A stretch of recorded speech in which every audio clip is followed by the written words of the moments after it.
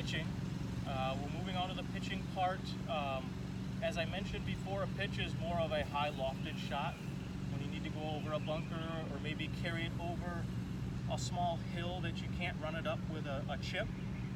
So some of our principles will remain the same as far as our weight has to be forward on our lead leg. For me, that's my right. For you, it's your left still. That hasn't changed. Hands have to be in front of the golf ball still, okay? But there's two adjustments that we make. We're actually going to open the face a little bit, create a little bit more loft. What that does is it allows us to use the bottom or the bounce of the wedge. That's crucial because if we're making a swing and the leading edge digs, that's no good, okay? So we want to open the face, try to hit the bottom of the club so the club bounces off the turf, like that, okay? We're just kind of brushing the turf. If we're digging and creating divots, not the best. Sometimes you'll create a little bit of a divot just because of the grass and the turf. But so that's one change. We're opening the face, allowing ourselves to use the bounce of the club. The other adjustment is ball position. If the ball's back, it's hard to hit it high into the air, right?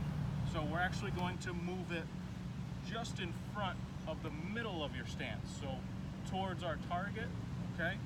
That also helps us use the bounce. So if I were to put a square face on the ground in the middle of my stance, right? The bounce of the club is touching the ground, okay? If I move it forward, more of that bounce is touching the ground, okay?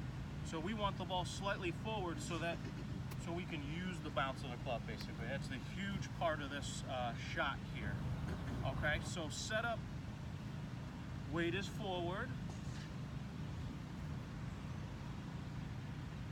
Weight is forward, hands are still slightly forward, okay? Club face is open, so we're using the bounce. And the swing has got to be bigger because we have more loft to get the ball to carry the distance we want to, okay? So as the club turns back, the chest follows the club head, okay? As the club comes down, make sure that the club head races to the ball. You don't want to drag your hands through because the leading edge will catch, okay?